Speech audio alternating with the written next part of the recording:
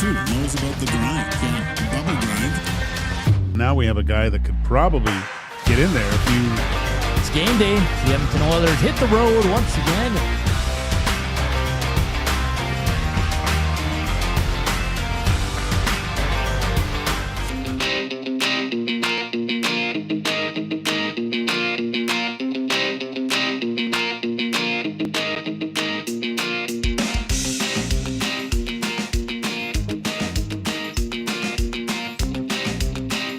All right, welcome to EST Afternoons here on Edmonton Sports Talk. Like always, brought to you by Play Alberta. It's Joaquin.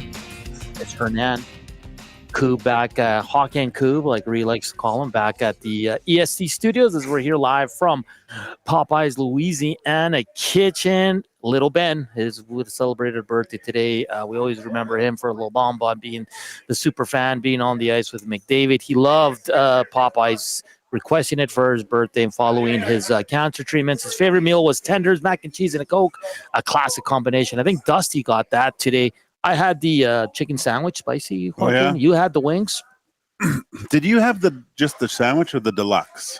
No, I just had the sandwich. Oh, okay. Yeah.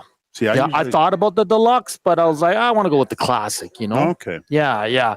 So until June 3rd, at any Popeyes location in Edmonton, St. Albert, Lloydminster, Red Deer, and Grand Prairie, doubling as a donation site for the Ben Stelter Foundation. Guests can come grab some Popeyes and make a donation to the foundation in the amount of $2, $5, $10, or an open donation of any kind of your choosing. So we're live here. It's been great.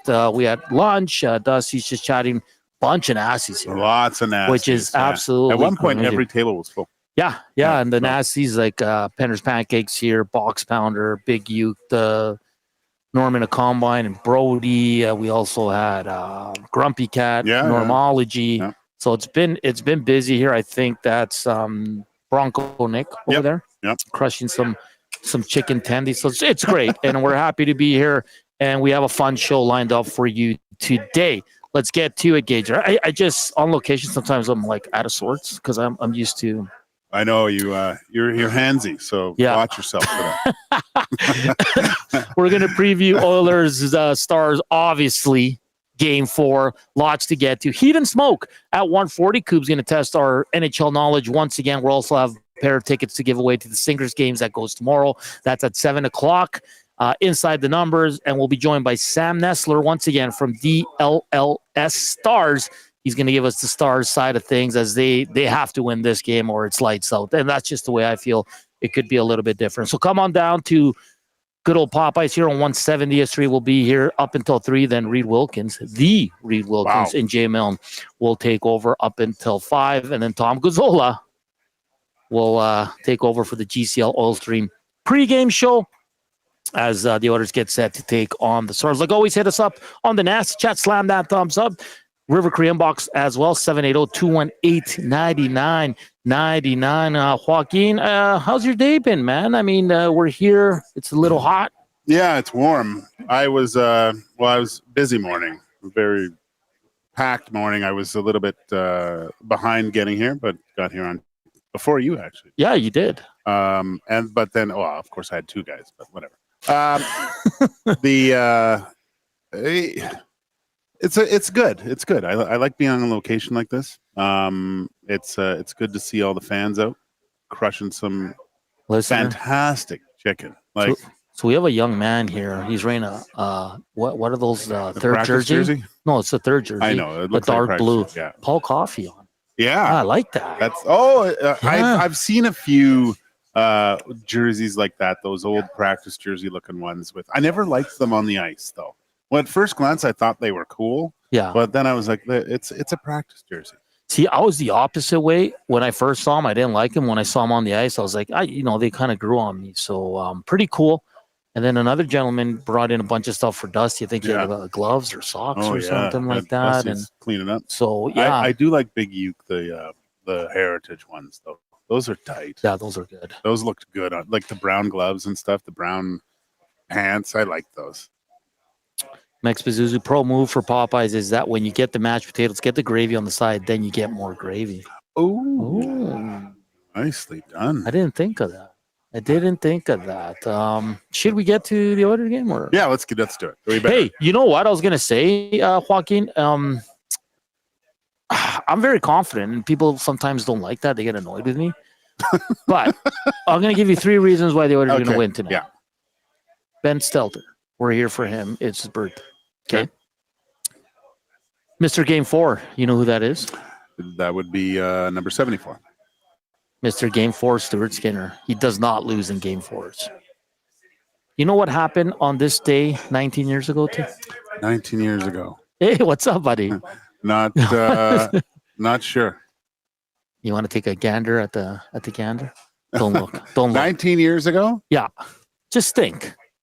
Think a little, Gage. Just think. I want our Nazis to see if they can guess what happened 19 years ago today. It involves the Edmonton Oilers, obviously. They won the ball drop? No. Okay, I'll say it. You know what? Let's give it 2 minutes, see if anyone gets it on the Nazi chat or on the River Cree inbox 780-218-9999. Of course, the afternoon inbox is brought to you by the River Cree Resort and Casino, home of the Tap 25 restaurant. Check out their prime rib special, just $18.99, available 7 days a week from 11:30 a.m. to 11 p.m. Let's see if anyone's V-Power says 2006 run. Oh, is it? We need a little more. Well, that's not it. You have to be a little more specific, but he is Kub was conceived. Hey, I was born in 03, okay? I was probably sitting on my dad's lap when this happened, though. Oh, Kub. Kub, how you doing, buddy?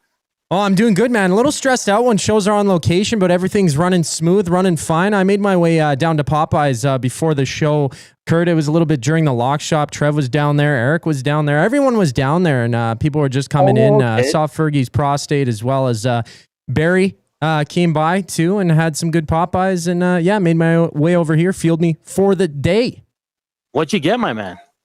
Oh man, it was hard to pick. Like I was standing there for a few minutes. I'm so indecisive, but I decided on the 3-piece combo with the side of biscuits, and I didn't know the combo actually came with biscuits, so I ended up having three biscuits and 3 pieces of chicken. So full belly. Of course you did. For maybe those listeners that have just joined us and don't know, Fergie's prostate is the name of a listener. It's not. Zach wasn't down here doing exams or anything, okay? V-Power has it. Yeah, he wins nothing because we have nothing to give away. What was it?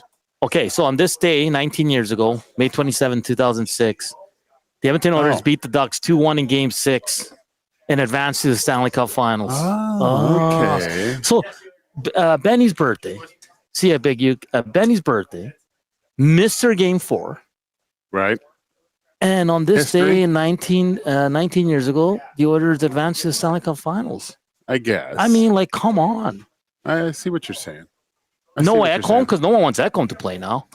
I know. Which is the weirdest thing to me. The weirdest thing ever. Everybody's like, no, we're good. We don't need Mattias Ekholm. Arguably their best player. Yeah, but you're on that boat too, so. Yeah, no, I am. You don't want Ekholm to play. Well, I want him to be healthy. But he is. He said it. No. If he's healthy, he'd be in for sure. We'll find out. I think he is. I think just they don't want to mess with a good thing. Oh. Yeah, I don't want to mess with a good thing. Ooh, look at this. Oh, the high class ones. Pick sure. Glass in gym class. Oh, I was. Yeah, look at these. The 780. What? Oh, nice. Check these out. Nature lover. Thank you for cleaning that up. Whoa. We can't go there. Oh, that smells. You know what? You know what's crazy about this life we live, Joaquin, when it comes to sports and the Edmonton Oilers? It's ridiculous. People are actually happy Ekholm's not in. Like it's the most mind-boggling thing I've ever heard, and I understand it, but it's people are like, yeah, we're good. I know. Keep Stetcher in over Ekholm. But that shows you the play of Stetcher, though. But come on, man. That's like saying, it's like compared to Dusty. It's like me. I'm going to take over the morning show. And, no, we don't want Dusty back. Leave Hernan there. That's ridiculous. Well, we see your performance and be judged by that. That'd be terrible. Right? Dusty's the king of radio here in Edmonton. He is. Yeah, you heard it. Okay, let's get to some lineup notes here. Of course, Viktor Arvidsson in for Connor Brown. Joaquin. What do you think? Yeah, it's fine. I have no issues with Arvidsson. Me neither. He plays a gritty game. He gets in on the forward check. He's a pain in the you-know-what. Ekholm out, as we already talked about. And then Calvin Pickard backs up. Yeah. Getting healthy. What was his record going in? 6-0? No. 4-0. 4-0. Was it 4-0? Yeah. Undefeated. Let's just leave it at that. And he's going to back up tonight. And no lines from 6-0. 6-0, yeah. Yeah. Jeez, what am I saying? So these are the expected lines. Take it with a grain of salt because they're not official by any of the media here, but Daily Faceoff has them. I know Jack Michaels alluded to the one line. So Leon Draisaitl with Connor McDavid and Corey Perry. Nuge between Zach Hyman and Evander Kane. Trent Frederick with Rico and Kasperi Kapanen. Matthias Janmark between Arvidsson and Podkolzin. Defensively, Brett Kulak with Evan Bouchard. Nurse with Stetch. Jake Wallman with John Klimberg, and Mr. Game 4 gets to start. Joaquin, if these are the lines, do you like them going with the two big boys? Close it out. Let's go up 3-1 and stop screwing around here. Yeah, because that was I believe that was a change in the third period, right? Yeah. And what happened was Dallas was pushing. Connor gets the goal late, and they they rolled them in the third period, right? And that, I think, was because of just putting the big dogs together and essentially extinguishing the fire that was lit in that second period for the Dallas Stars. So you go with what works. I mean, you'll probably see them. You'll see them split up at some point. But let's face it. This is I don't want to. Delicate's the wrong word. I don't think the Dallas Stars are delicate, but I think by putting them together, anticipating the first goal, maybe another early lead, just makes it the mountain that much more difficult for the Dallas Stars to overcome to get back in this series, right? So you want to get your opponent, especially in this a 2-1 game 4 at home. You want them to start thinking, okay, well, let's get back to Dallas, get a game there, and see what happens. Right? Yeah. That's the mindset. You want their focus to be completely out of game 4 and already looking ahead to game 5 on the losing end. Yeah. And on the Dallas side of things, we don't know much, but we do know that Rupe Hintz is a game time decision. Yeah. What do you think about? Like, do you think he's? I mean, he was close last game. I think he's playing tonight. You do? Yeah, because he was really close. He took the warm up. Yeah, but if I'm hurt enough that I take the warm up and say I can't go, what's 2 days going to do? It's do or die, man. They got to win this game, Flocky. Yeah, but they're not coming back from 3-1. Why are you? If he can't skate, he can't play. You just gotta you get a shot of something. You don't think he had a shot last game? Yeah, but you just tough it out, man. This is going to show what kind of man Rupe Hintz is. You've been stuck in that football life too long. It's a little different. I have a hard time. Yeah, I mean, he might play, but I don't know how good he'll be, man. Like, because skating is his greatest asset. Yeah, like that. He's he gets around the ice like nothing. But we'll see. I just don't know if I'm not good enough to play, and I take warm up and I can't go. 48 hours later, I just don't think that's enough time to heal to get to the point where I'm good to go. I should have been going but he might tough it out. He just might tough it out, Joaquin. So I mean, like I said, they got to get this game, and even with Rupe Hintz, I think it's hard for them. Yeah, especially the way the Oilers are playing.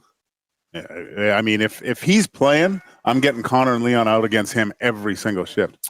Tabby on the River Korean box says if Connor Brown is out for a while and Ekholm returns, Oilers can run 11-7, which makes the defensive side of the game even more dangerous. Yeah, we've talked about that a lot, that it just in case something goes bad with Ekholm. Yeah. Haji says, hey guys, we have the Hernan La Bamba cover. What does the Pink Pony Club cover drop? Who's taking on that one? Oh, I don't know about that one. That's Kubusch. Yeah. Potato Salad Jesse says Oilers beat the Ducks, won the West, beat Kyle also said beat the Ducks in 5. Yeah, a lot of people got it on the nasty chat. You know what's funny? So in 06, obviously in my 20s, little bit of a wild man. I still remember we watched Game 5 in my cousin's house in Beaumont, and then all my buddies, like 30 people were at a house in Mill Woods. So it's just down 50th, right? Yeah. They're like, come here and like let's have drinks after. And it was a beautiful day. And I remember I drove up in my Toyota Echo. So it's like an Echo. And I'm driving, and my cousin's on my roof with no shirt. And we're riding through the alley as we're riding to the house with the Stanley Cup. Oh my God, that's good. Because it was so different back then. Because the Oilers were the 8th seed. No one expected this run. I said this on Two Guys. What's this run meant for you? Like, is it? I like this one this year. Yeah, this one. Like, I'm not as excited. Yeah, I would say. But I think it's also, Joaquin, because we work in it. No, like we're covering it. No, that's not it. No, because last year I was a nervous mess at every game, especially in the Vancouver series. This year, like, there's been no nerves. I just watch the games and break them down. I'll be honest. I basically am doing what I do to my buddies anyway. So I guess this is all we'd be talking about. Yeah. And so I just maybe it's expected. I was trying to figure this out. This is Dusty had a good idea for a new segment. It's my dog walking thinking thing, because this is what I thought about today. Yeah. I was like, why aren't I as engaged in this playoff run as in years past? Like the one in 06, that was crazy. You've matured. Well, that's debatable. Because now it's like, hey, you guys want to watch the game? I'm like, no, I just want to watch it at home. I guess, yeah. We were going down to White Ave and stuff and watching. I went to White Ave once in 06. I lasted 5 minutes. Like, let's get out of here. This is ridiculous. Well, it was good during the game. It was just as soon as the sun went down, all the vampires came out. What were you doing in 06 when the Oilers clinched a playoff berth? I mean, a Stanley Cup berth.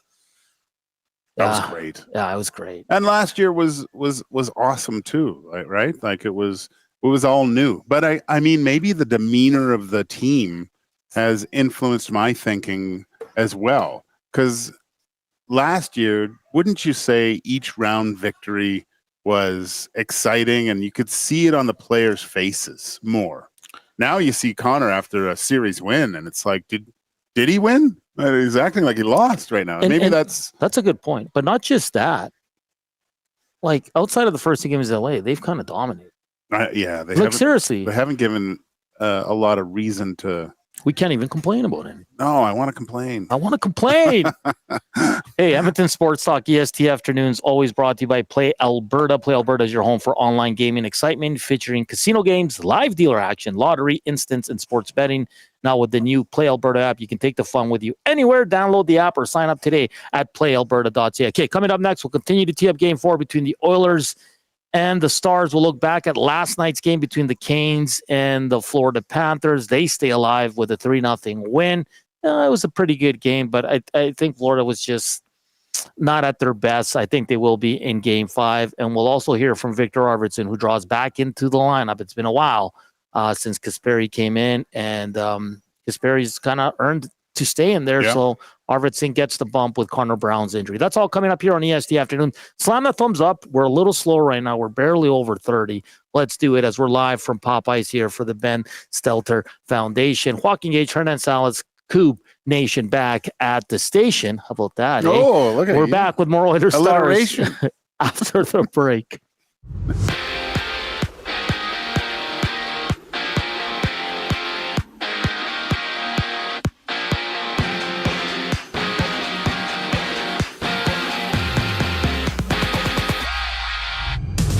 Viktor Arvidsson makes his return to the Oilers lineup in place of the injured Connor Brown to take on Dallas, with the Oilers looking to go up 3-1 in the series. Plus, Mattias Ekholm remains out, with Calvin Pickard serving as tonight's backup. Join Tom Gazzola and Hernan Salas at the Canadian Ice House for the GCL Diesel Oil Stream pregame show. It starts at 5, only on EST. And for the Stars, Rope Hintz is a game-time decision. Out east, the Blackhawks have hired Michael Pekka as their assistant coach. Pekka spending the last 2 seasons with the Rangers as their assistant coach. coach. Meanwhile, the International Olympic Committee has released a statement saying that Russia will remain banned for next year's Winter Olympics. In the NFL, Buffalo's Joey Bosa is expected to miss all of the team's spring practices due to a calf injury. On the court, Game 4, the Pacers' Knicks series goes down with New York trailing 2-1 in that series. Tip-off is at 6. MLB action sees the Jays meeting the Rangers once again. Toronto winning 2-1 in their series opener yesterday. Bowden Francis takes them out for Toronto with first pitch at 6:05. This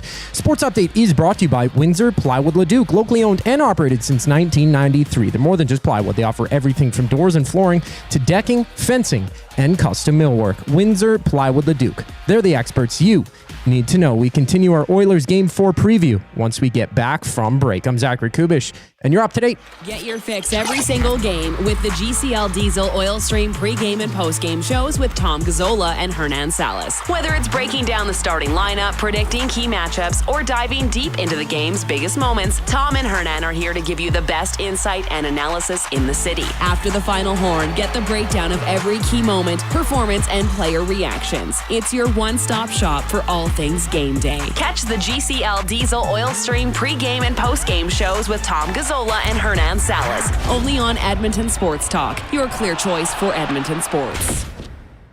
Sunday through Thursday, 9 p.m. to close, head to the Banquet and dive into banquet burgers, sushi tacos, nachos, and more. Late night bites, big flavors, and epic deals. The Banquet. Get real. Play hard.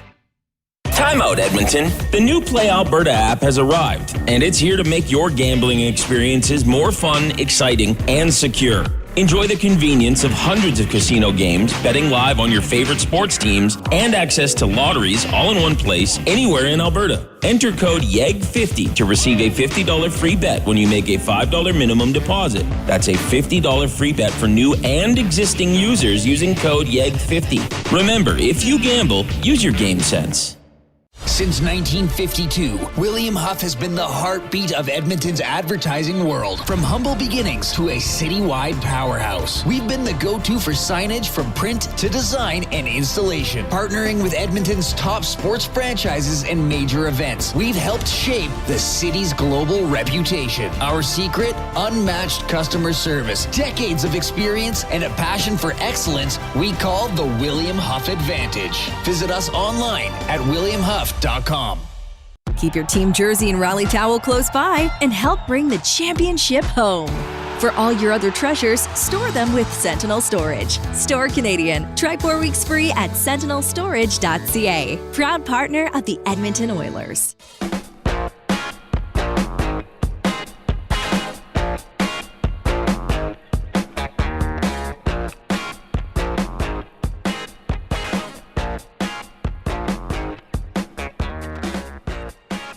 Welcome back to EST Afternoons. I almost forgot to unmute our mics here. We're a little, picture's not the greatest right now. That's all right. Snap back. It's Joaquin, Gage, Hernan, Salas here live from Popeyes, Louisiana Kitchen on 170th Street. Come say hello to us, please, and thank you. It'd be great. We had a lot of nasties here. Great. It was great. So guests can come grab some Popeyes and make a donation to the foundation in the amount of $2, $5, $10 or an open donation of any kind of your choosing. And this is, of course, for the Ben Stelter Ben Stelter Foundation. And day, because today would have been his birthday. So we miss May 27th. Yeah, we miss our little buddy, and he was great. Did you ever meet him? I didn't. Oh, I did. No, you did? Yeah. Yeah, he's a great kid. He came on the panel. That's right. Yeah, I remember that. And he had Connor and Leon, his socks, he had the Connor. Yeah. And he told me about him. But he was, man, when he went on the ice with McDavid, I was crying like a little. Just the ovation, right? Oh. And then he was, I think he did the after game interviews with Mike Smith. He sat up there with Mike. Yeah, Smith. No, it was Zach Hyman. Was it Hyman too? Yeah. And then he was funny because he was saying like how his favorite player was McDavid and Trice. Yeah, Zach Hyman. Thanks a lot. Yeah. Oh man, it was great, and it's because in that moment too, you saw a different side of Connor, right? Because Connor's usually very straightforward, kind of robotic, and it was great to see. It was beautiful. So always remembering little Benny and Play La Bamba Baby, which is great. So that's kind of stuff will he's ingrained in Oilers culture forever, I think, which is great. So remember, there's a lot of good vibes today. We're here for Benny Day on his birthday, Mr. Game 4. And on this day, 19 years ago, the Oilers clinched their berth to the Stanley Cup Finals in a 2-1 game. What a time. You know what the worst part about this location is? What? The liquor store across from us. Okay. And it's cheaper there. Yeah. And I know that they have the tequila I like, and it's like on sale, but I'm never close to one of these liquor stores. So I'm it's just staring at you right now? Yeah, I'm going to have to go in there and get that. Darn it. Hey, new guy coming back to the lineup. Well, he's not new, but you know what I mean. Viktor Arvidsson. Coop, just give me, just tell me if he's good to go, and we'll play a little bit of Viktor Arvidsson as he makes his return to the lineup as Connor Brown is out after taking that big hit from Alex Petrovic. We both think it was clean. It's just a big hit. Yeah, there's nothing there. And he was already, something was ailing him because he wasn't taking the last 2 morning skates. So we'll see how long he's out. But I'll be honest, I know Connor Brown's been really good in these playoffs, Joaquin, but Arvidsson, to me, there's not a big drop-off. I think it's a bigger one than you think. Just the way Connor Brown was playing. And I'm looking at the way Connor Brown was playing and the way Arvidsson was playing when he came out of the lineup. Can Arvidsson be an effectual player and have an effect on the game like Connor? I have no doubt he can. But the one thing he's going to have to do, this is a guy, again, watching all these games and getting ready to come in and make a difference. He is going to have to control that emotion, right? You don't want to be taking penalties and being, rambunctious out there. You got to play on that razor line, but error on the side of caution for sure. Wolf says, let's go for Gage and Hernan. Still got 2 hours left in this drive. Works all perfect. Now I've heard Hernan sing, but I want to know if he can howl better than Dusty. Hernan, can I get a probably not as good. I mean, there's people in here I don't want to be howling. Oh, we'll see. We can howl. I think Bronco Nick wouldn't mind, right? There is a baby. Well, there was. There was. No babies. All right, let's get to Viktor Arvidsson as he met with the media earlier today. Back in, you must be excited to kind of jump back in. Just give us a thought on that. No, excited. It's going to be fun. What's it been like? Because I know, like, Chris was almost apologetic for taking you out of the lineup because he said you were playing well. Just sometimes that happens in the playoffs. Like, what's it been like for you when he told you that, and to be just kind of watching for the last little while? No, of course it's tough. I myself think I should be out there, and it's happy to be back. And I think I played well when I was playing, and for the time I was on the ice. So your line was playing extremely well. Like you guys made a big difference in a lot of those games. I guess. Just what was that connection like with you guys? No, it was great. I think we talked a lot as a line, and I think we wanted to accomplish the same thing, all three of us. So I think we did a good job. Victor, could you maybe talk about 2 separate components while sitting out? One, understanding why you maybe had to sit out, and just what we saw from the group while you were there, and then 2, how much that also springs your motivation, because you're a competitive guy, you're a fiery guy. We know how good you can be at this time of year, so maybe just the balance between those 2 aspects. No, I guess they wanted to make a change, and that's what they did, and that's how it was. And coming back, I think I'm just have to play the same style of play as I did and as I always done, and bring energy and bring a lot of pucks to the net and bodies to the net and forecheck and play good defensively. So yeah. Kapanen and Stelter said how when they came in, it was that first game. There's lots of emotion and they're flying around. You kind of sense it in a way. It's you'll feel the same, and it's almost like you said he got shot out of a cannon those first few shifts. Yeah, of course. But I think I play that way every single shift and every single game I play. So I think it's going to be no difference today, and it'd be fun to be out there. Mentally, what's it like when you know you're playing well and yet they want to make a change for whatever sake, whatever reason, tactically or whatever? What's it like for a player to kind of realize that it's not necessarily your fault you're not playing? I think that's the toughest part of our job, and especially when you're doing everything right and trying to bring something to the team with the role you have. So for sure, hard. Victor, against Vegas, they were the best rush team. You guys really shut them down. Dallas is second best, have shut them down. From when you were playing and then watching, what's impressed you most about the group's ability to limit chances off the rush? No, that's just hard work, I think, and being smart and just effort level coming back and effort level staying above pucks and staying above bodies. So I think we've done a great job of that. Chris talked about your speed and versatility as an asset here. How are you going to use your speed to counteract the resume? You're just going to skate. That's it. It's a deep team. I mean, you've got guys not playing that have multiple digit goals, 15, 16 goals, that sort of thing. You know that with the sign here, but I guess the good thing, when you've got the level of options that you have up front. Yeah, obviously, and then we have the top end talent. So we gotta everybody bring that and bring our game. Someone's a little cranky, eh? A little, and he should be. Look, too, sometimes it doesn't always come across in a second language too. Like he does not look comfortable in scrums, in scrums and being interviewed. And obviously English is not his first language. Most Swedes can speak, but there is a little bit of an anger of getting pulled out, which is fine. That's what you want. You don't want guys to be happy they come out of the lineup.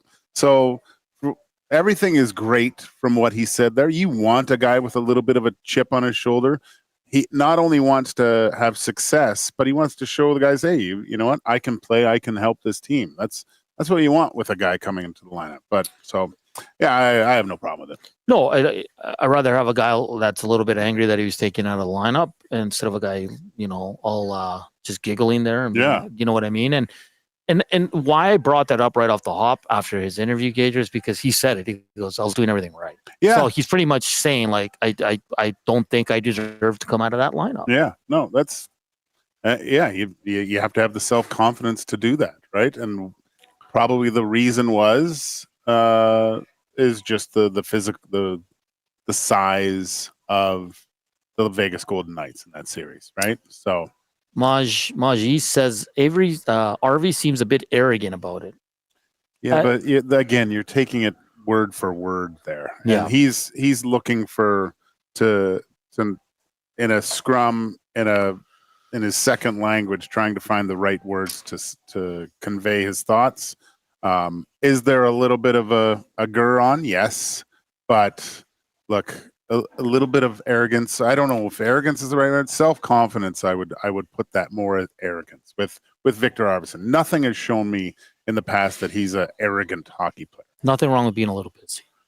No, a little pissy, sure. And I'm intrigued to see what he brings tonight. I truly am. If you're like after that interview, man, I feel bad for the Dallas Stars. I call him the buzzsaw for a reason, right? He might.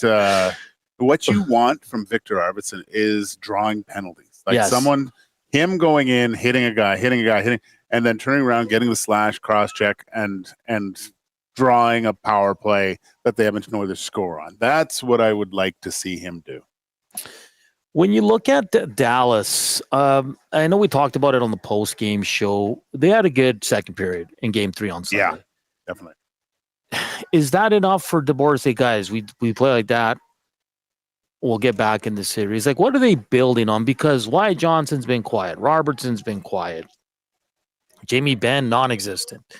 I mean, outside of that first game, sure, Tyler Seguin scored 2, but he hasn't done much. Like, they've scored 1 goal in their last 2 games, Joaquin. What can DeBoer do? And not that they need motivation because they're a pro team and they're 3 wins away from going to the Stanley Cup Finals. But what can he build on and what can he give his team in a sense of confidence to say, guys, if we do this right, we're going to win the series? Because for me, outside of 26 minutes, it's been all Oilers.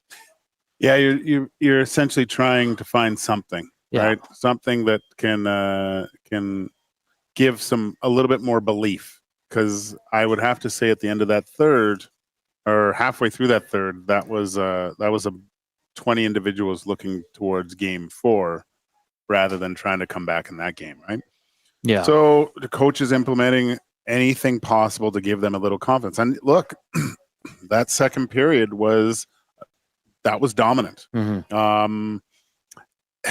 And you have a really good goaltender, Nottinger, that hasn't played to his capabilities. I would say that's the big one. That's one where you wanna try to win that battle. If you're Dallas tonight, you want to win the goaltender battle. You can't lose that battle, I think, because if you do, I think the Oilers win because of the way that the Oilers play in front of Stuart Skinner and allow him to have a really good game.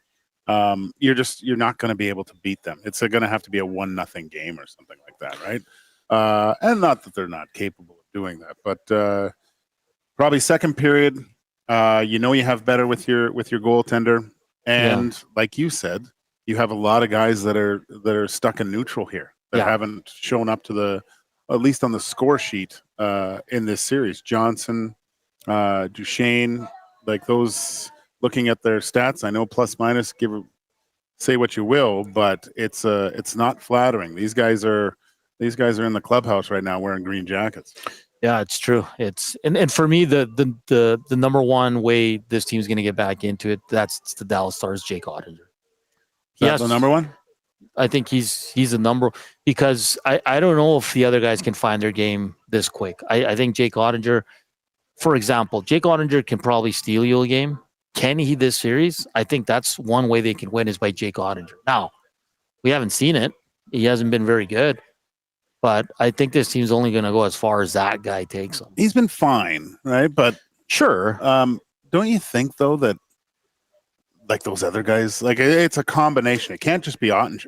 No. You have to get you got to get help from these other guys like Robertson. Although he had some chances, right? And he scored, so that might help.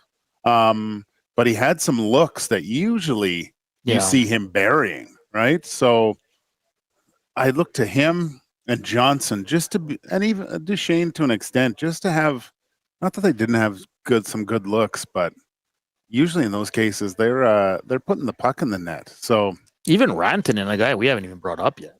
Who? Like Rantanen. Oh, right.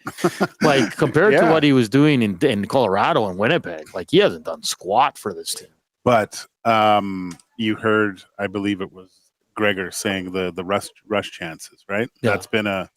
That's been an area that the Oilers have done really well in these last two series. And you hear Arvidsson, we're playing that phrase above the puck, right? So they're not allowing one of the strengths of the Dallas Stars, which is rush chances against. They're completely taking that out of their game.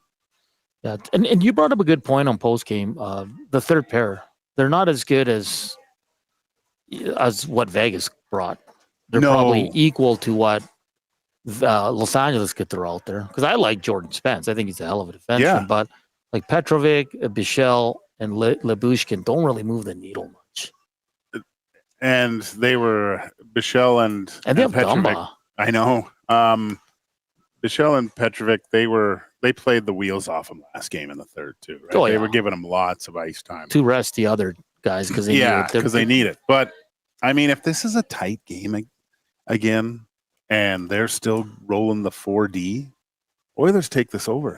You can't win with 40 against the Oilers. No, you can't. You can't. Because the Oilers roll 4 lines. And that's probably why Nobla put Draisaitl and Connor together again for those, because they get into the zone and it's Harlem Globetrotters, man. It is. And it's so hard to defend because they're just buzzing around there. And, it's always playing defense is more tiring than playing offense for some weird reason. Yeah. You're just chasing and chasing and chasing, and it wears down that group. It's crazy, especially if Hintz is in the lineup. I'm trying to get that matchup all day long. Yeah. So if you missed it, Pickard will back up. No Ekholm yet, so everything remains the same on the back end. But then in the forward group, Arvidsson draws in. We didn't get lines. We're speculating from the daily faceoff lines, and we got no lines from the Dallas Stars. Nothing. We obviously Ottinger's going to be in net. We'll see who the sixth defenseman is and what they roll out for lines. It's all going to be dependent on the warm-up with Rupe Hintz, who is a game-time decision. Portions of this hour brought to you by the Canadian Brewhouse. Host your team or league fundraiser at the Brewhouse for a chance to win $2,500. Tons of options to choose from. The Canadian Brewhouse can help you raise funds for your crew. Details in-store or online at thecanadianbrewhouse.com. On the other side of the break, we're going to do some heat and smoke. Who will bring the heat? Who will go up and smoke? Gage is on a four-game win streak right now in heat and smoke. Skinner. We'll see what Kub brings us in the next segment. Keep it locked here as we're live from Popeyes Louisiana Kitchen on 170th Street for the Ben Stelter Foundation. Come eat some grub here. We've had a lot of nasty show up. Jason the Acadian is here now, but another gentleman here gave us a nice wave as well. So stop by. We're here up until 5. Reed Wilkins, Jay Milne, and then Tommy Gazzola at the Ice House, 5 to 6 to tee up Oilers Stars. We're back with Heat and Smoke. Here's Coop, Sports Update.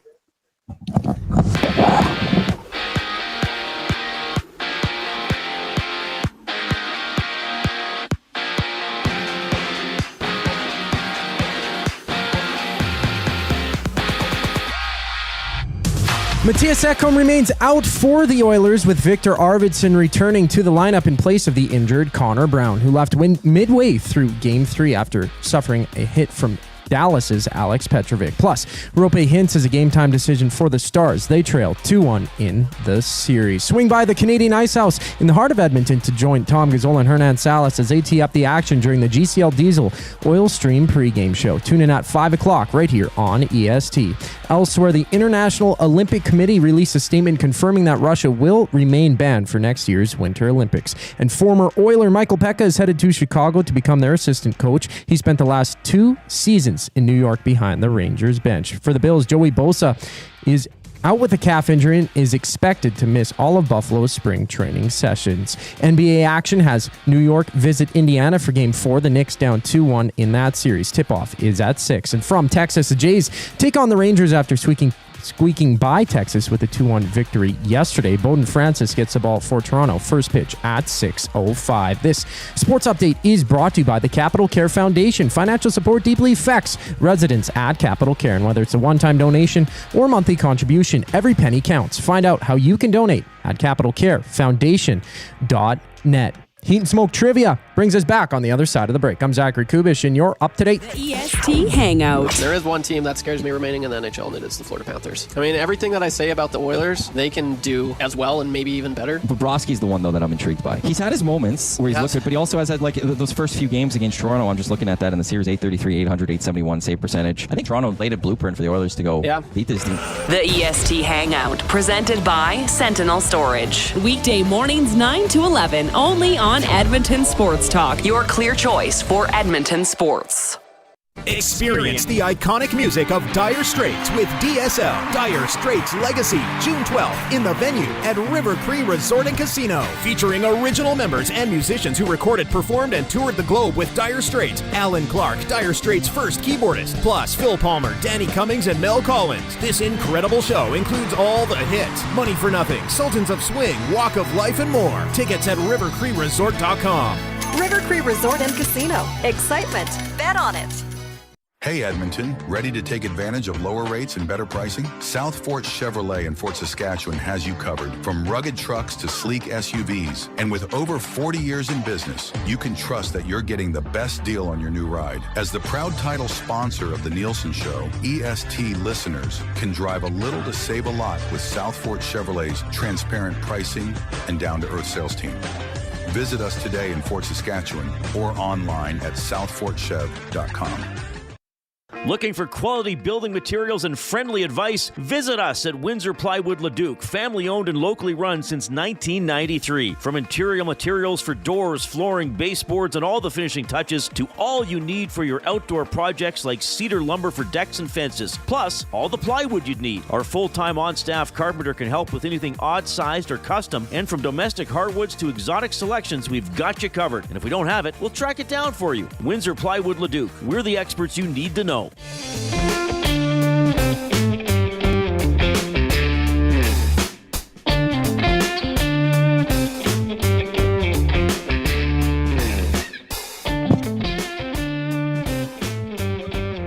What's up, Nasties? How you doing? EST afternoon here on Edmonton Sports Talk Live. Popeyes, 170th Street. Stop by. Some Nasties are still rolling through here. For Benny Stelter. Love it. Remember him on his birthday. It's good times. Good times here, Joaquin. A little hot. People are asking where your leather is, but you'd be. Oh, come on. Not wearing You'd leather. be suffering with a leather jacket on. They don't need it. They don't? No. That's like in case of 5-alarm fire, break glass and put on a leather, right? That's in the leather case anyway. Or glass case. You know what I mean. I know what you mean. Baggio says 100. I feel that this year it's expected, and that's why it feels different talking about Yeah, no, yeah. Even does. last year, though. Like the Oilers, I expected them to go far. I didn't. Oh, see. So in 06, it was completely different because that team was not expected to get out of the first round because they were playing the Red Wings. Oh, I know. Right? Yeah. It was game. So they came back in the third period, I believe. Like they were down a couple goals, right? In what? In that game. Game 6 at home to clinch the. Buddy, they were down by a bunch. How much were they? I think it was 2. It was 2. Because I remember Persani scored early in the third, and then Hempsey scored a controversial one that hit him kind of in the midsection, and they had to review it. See, so I was at my because the game before they won, right? And everyone went nuts. And then the next game, my buddies and I, we were quite inebriated the night before. So it was like Waters drinking, and Oilers go down, and we were like, series is over. They're done. And even though there was another game to play, we still thought it was done. And then I credit myself with that Oilers series victory. Oh, look at that. I went to my buddy's fridge and grabbed a beer, and everyone was like, oh, gosh, no. And I literally cracked it, and the Oilers scored. And everyone looked at me. And then so you have to crack a beer nonstop. And then they all went, and I went and grabbed another one. I was done. We all went and we cracked it. They scored again, and then they went on to win it. And then we went down to White Ave, and it was just a joke. And we partied all night again. Good excuse to drink beer. Oh right? God, I felt terrible the next day. Mrs. Gage, he has to. My wife was so mad at me. Rem says you jinxed it because you didn't wear the leather. You said you didn't need it. They didn't need it. Oh, jeez, have you listened to this guy talk lately? How am I jinxing? I'm Mr. Positivity, man. Sorry for being positive, Oiler fans. Positive. Holy. Yeah. Well, how come I'm jinxing and you're positive? Well, I didn't say that. One of our nasties said that you jinxed it because you said the Oilers didn't need you to wear leather. Well, I haven't been wearing leather up to this point. True. Well, underwear, right? Hey, we got 253 watching, only 73 thumbs up. Let's go. Beautiful day outside. It's Oilers game day. We're remembering Ben Stelter. Like, come on, let's go. Let's get to 150 today. We have to. Stop by Popeyes too. Yeah, the wings are good. Chicken sandwich is great. The tendies are good. Yeah, everything is delicious here. Let's get to Heat and Smoke. We've delayed it long enough, as Gage is going for. I think it's 4 straight wins. I think it's 6, but 5. Let's call it 5. 5 straight wins. Cool. What do you got for Heat and Smoke today? Oh, man, I got some great questions. Of course, it's all hockey trivia, mainly Oilers stuff, but we'll go around all-time stats and stuff like that in playoffs specifically, but I won't waste any more of your guys' time. The first question I have for you guys, and because Gager is a winner, he's always been, Hernan, you will get the first crack at the answer because we defer to the loser every single time. All right, starting off hot. Where does Stuart Skinner rank in all-time playoff wins for the Edmonton Oilers? He is ranked number 2. No. Gager? So let's work our way back. Boom, boom. I'm going to go 3.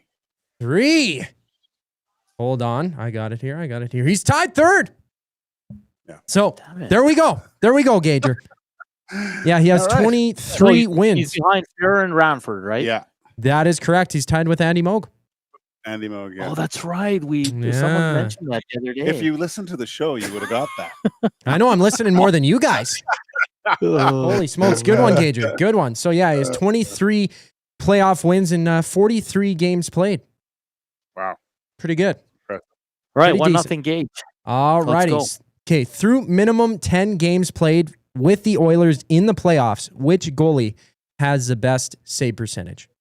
Which Oilers goalie through minimum 10 games played in the playoffs has the best save percentage in Edmonton? I'm going to say Dwayne Rollison. Wayne Rollison. Hold on, I got it messed up here. Wait, am I reading this right? Yes. There we go. Yeah. Oh, wow.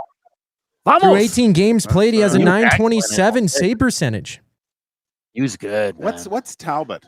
924 in 13 games played. Yeah, I was going to say Talbot, but yeah. Okay, all right. And then Curtis Joseph is third in that ranking. 24 games played, 10 wins, 14 losses, 919 save percentage. So one.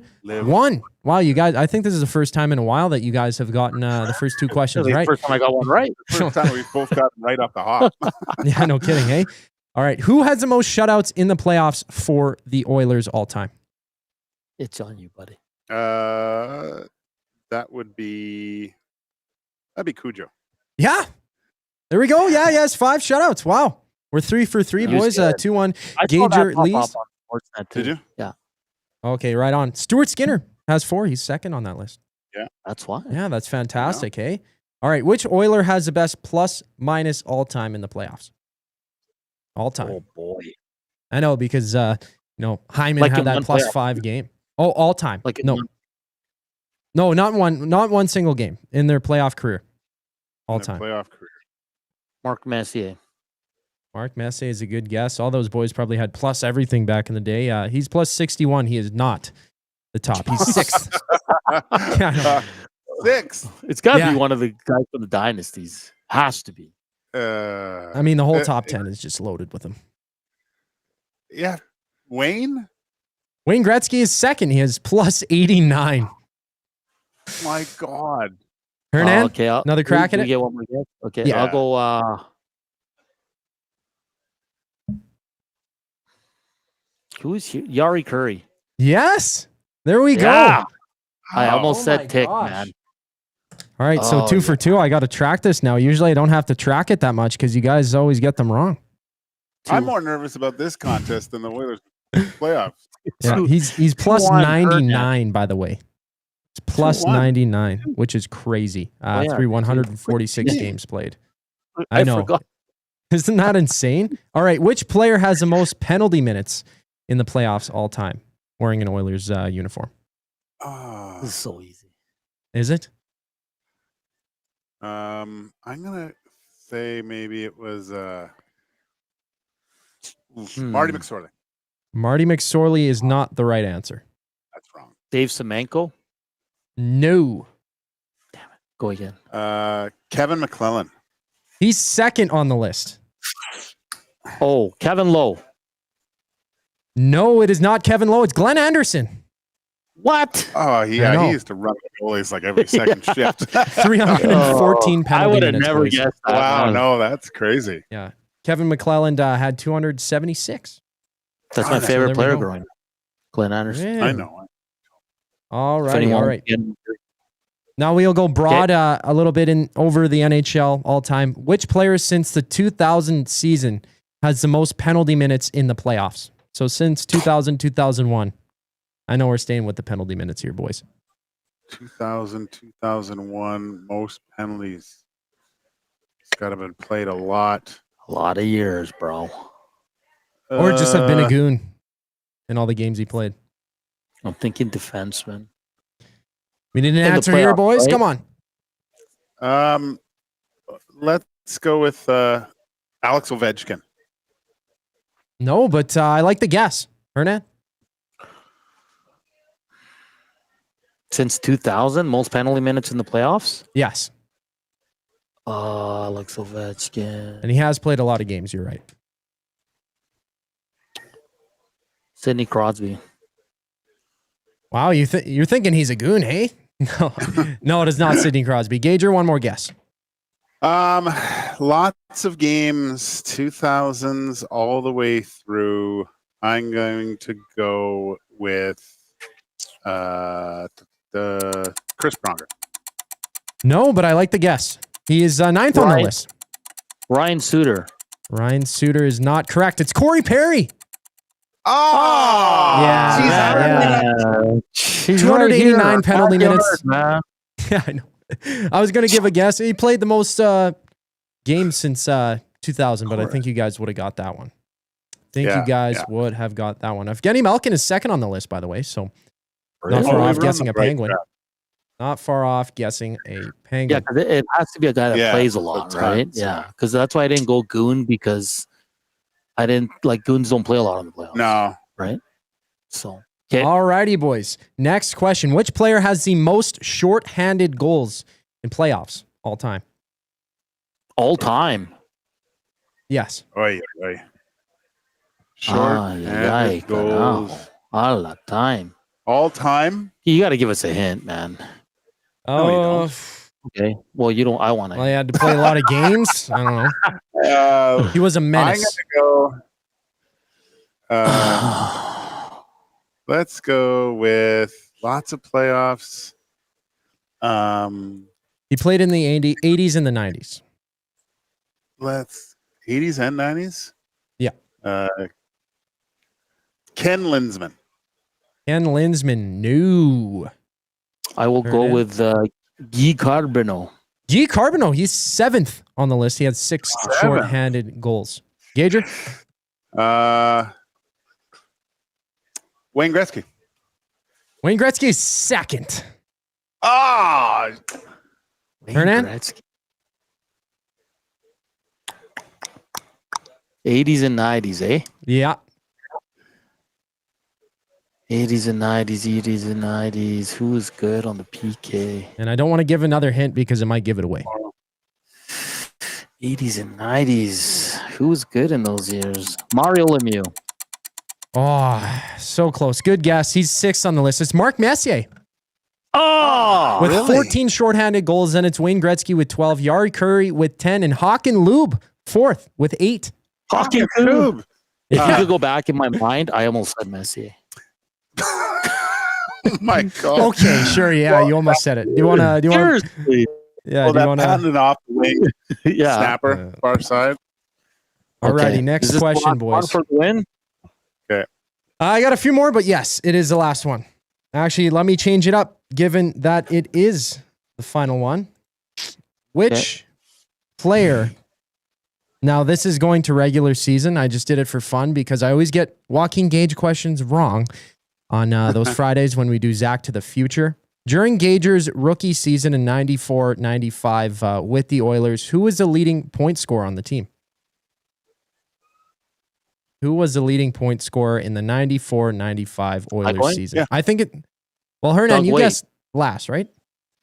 Yeah, Doug Weight. Oh, okay. Yes. Yeah. Yes. He had 40 points. 48 games played. That was the lockout. Shortened season. Who was second? Seager? Jason Arnott. Arnott. Oh, Arnott. With 37. He was second in scoring on the team behind David Oliver. David. Yeah. Yeah, there we go, Him and boys. Marchand who was, they were both nominated for the Calder that year. So did I win? Yeah. Well, I guess so. I think Gager was supposed to go there, but we'll give you the victory. I think it'll just be a pity win. No, I'm kidding. All right. That's an easy question, though. That's it was Dougie Weight all those years, wasn't it? Pretty much. Yeah. Seager was up there the next year, I Or think. Smitty. No, not then. He wasn't scoring that much back then. Although he did become he was so good at one point. I think Marchand played with him the one year. Marchand should have gave him half of his contract the next year because I think Toddy finished with like 20 goals. We know Todd couldn't score. I like John Carlo. Why did we trade Arnott back? We're over it, buddy. Yeah. It's a long time ago.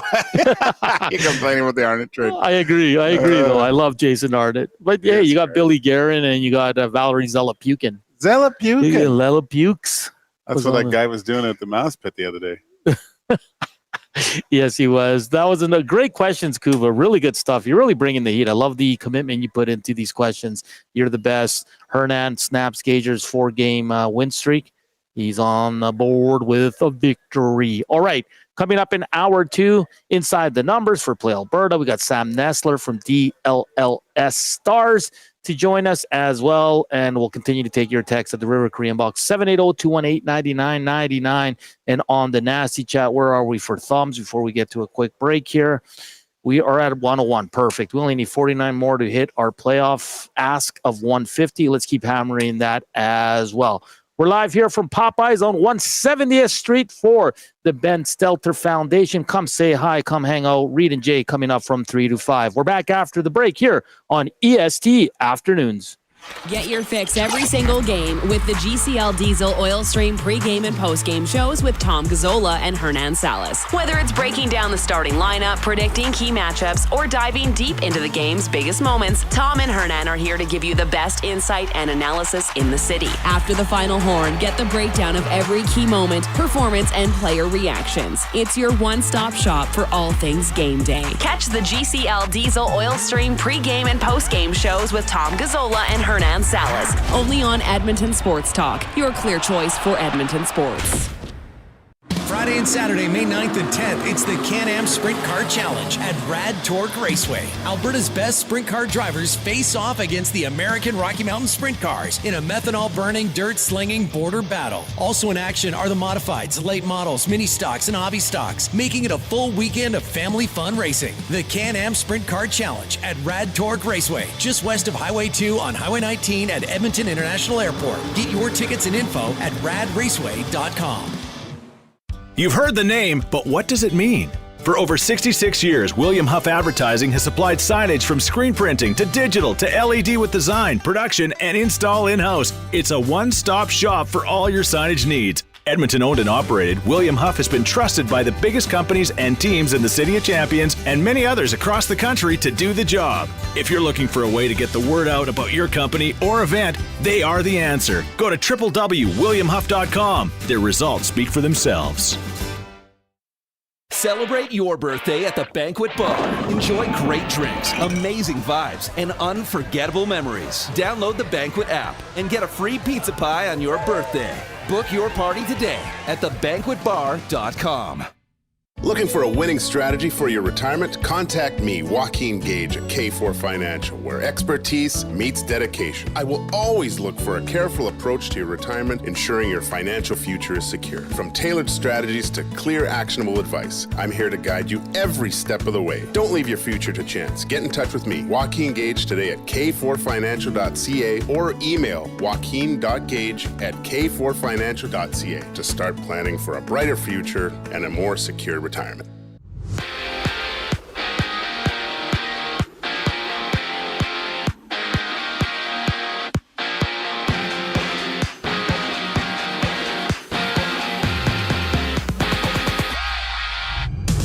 Edmonton's Calvin Pickard returns to the lineup, serving as the backup to Stuart Skinner. Viktor Arvidsson will suit up in his first game since game 3 of round number 2. He takes the place of the injured Connor Brown, who left game 3 of the Dallas series after absorbing a hit from Alex Petrovic of the Stars. Plus, Rope Hinch is a game-time decision for Dallas. And Russia remains banned for next year's Winter Olympics, with only a small group of Russian athletes competing at the 2024 Olympics as neutral athletes. The International Olympic Committee said that, quote, individual neutral athletes cannot be considered a team. Out in Chicago, Michael Pekka has been hired as the team's assistant coach. He spent the last 2 years on the Rangers bench under coach Peter Laviolette. Basketball has the Pacers and Knicks battle in Game 4 of their series, Indiana leading that one 2-1. And NFL news sees Joey Bosa expected to miss all of Buffalo's spring training sessions due to a calf injury. In baseball, Toronto and Texas clash once again, with the Jays taking a 2-1 win yesterday. First pitch is just after 6, with Bowden Francis getting the ball for the Jays. I'm Zachary Kubusch. That was your sports update. The second hour of EST Afternoon starts right now.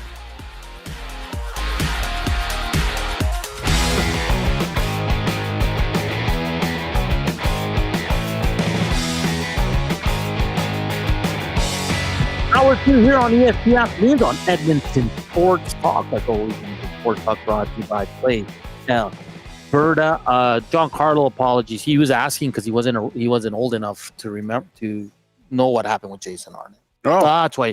I thought he was just bringing it up again. Like, why did we trade him? So, apologies for that. But I know he fell out of favor with Slats. Well, you got traded because. Well, you were there. Yeah, a little bit was.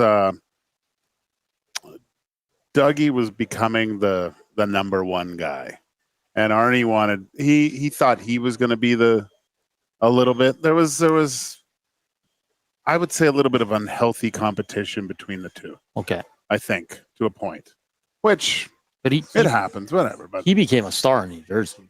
Well, he scored a Stanley Cup winner in New Jersey. You remember that line he played on? Who was on the line?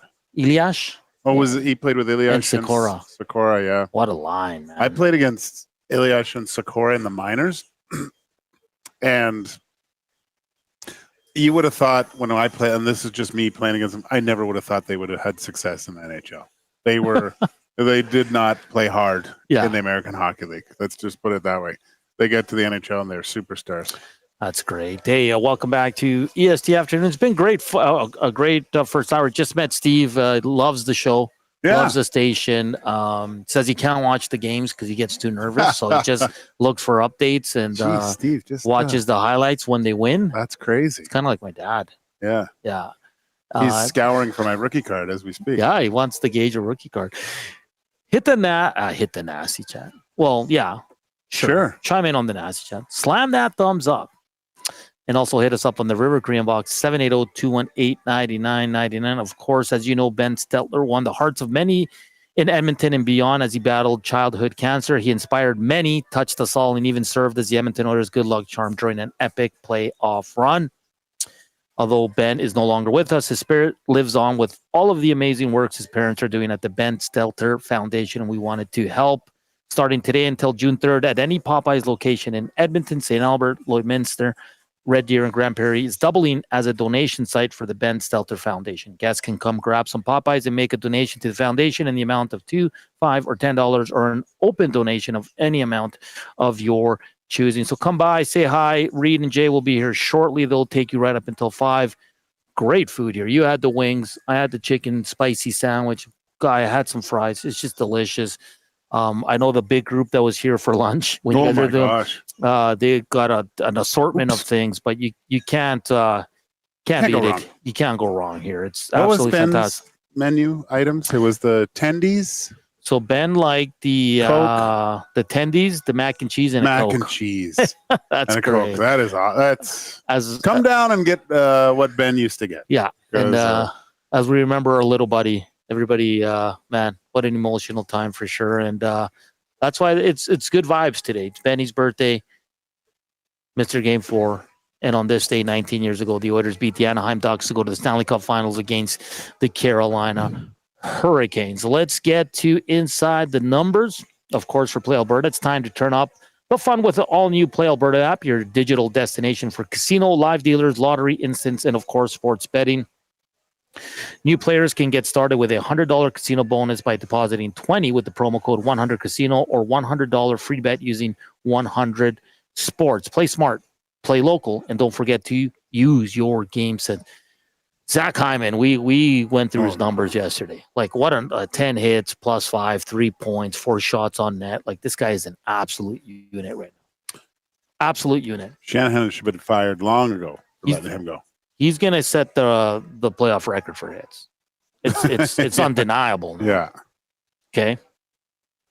Just, you know how hard, like, it's hard to, like, just to do it is, you know, it's something else. But to do it consistently and hit guys. Like, it's not like guys are just standing there and you can go run them. Like, the timing involved and everything. Like, it's impressive. And the other team probably hates him. Well, he's the nicest guy. Yeah. You saw it last game. What happened last game? Harley took an undisciplined penalty. Not that it, you know, he was tired of Zach Hyman in his face all night.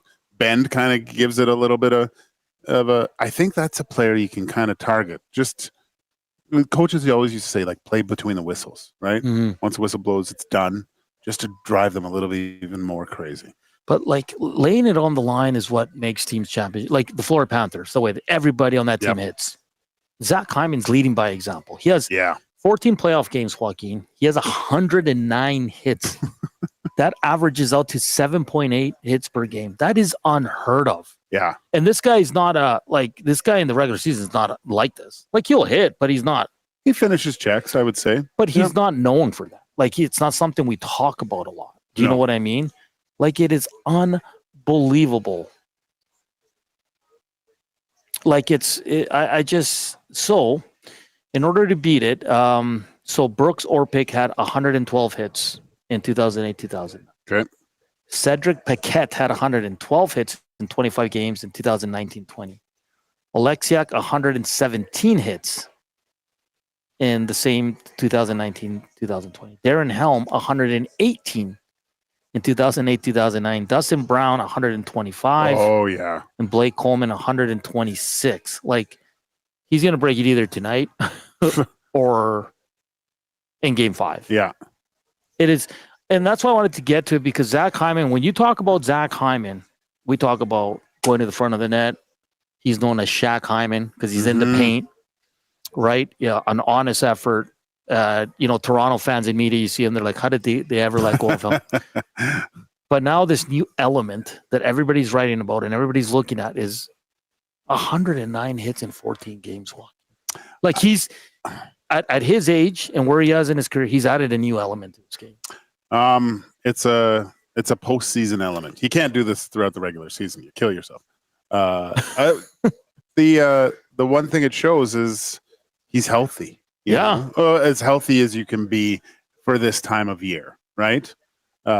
It's contributing in a way that's wearing down the opposing players. Like, Zach Hyman knows if he continues this, it's just another. Could you say it's another nail in the coffin of the Dallas Stars if he continues to play like that, just with his physical play alone? Like I said, he's driving them crazy. Those defensemen probably hate him. Yeah, they can't. It's like every time you go, ugh. And not only the hitting, but just the compete in the corner. Like every time, and you might win a battle with Zach Hyman here and there, but he's going to come right back at you harder the next time. He's such a difficult player to play against. I mean, there's lots of players like this, but I guarantee you talk to the 31 other GMs in the league, and they're like, gosh, I just wish we had a player like Zach Hyman on our team. Well, but it also shows the will to want to win the cup. Like, everybody's doing a little bit outside of their comfort zone, and this guy's exceeding. Like, he's like, okay, I'm not scoring as much. The lines are kind of, I'm not with McDavid all the time. I'm not with Draisaitl. Like, it can be a mishmash, right? Every given game. And he's like, how can I be effective? And how can I continue to get my minutes when I'm not doing what I'm known for, which is scoring? Because it gets tighter in the playoffs. And he's added this to his game.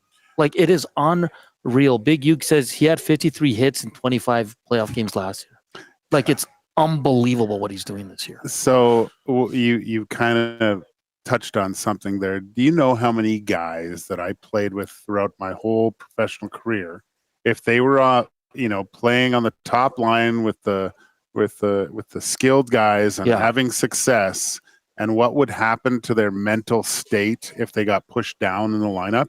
Just complete lips out. If they didn't have their skate guards on, they would have cut it by stepping on it. And just their lackluster effort, because now they're not they're pouting. Because they're not on the scoring line. Zach gets, demoted's the wrong word, just reallocated, let's just say, in the lineup to a different role. And I think you got to say it's ignited his play. Yeah. To the level that we were talking about yesterday, that I saw consistently with the Toronto Maple Leafs, just that junkyard dog. He still gets time with Connor and Leon on the power play and stuff. But I think for a player of Zach Hyman's skill set, and it's still very high. Yeah. I think his role, and probably one of the reasons he'll play quite a long time, is his ability to play that type of style consistently, right? Yeah. And just driving the other team nuts, going to the hard areas, having being part of every battle for the puck, and giving it everything he has each time.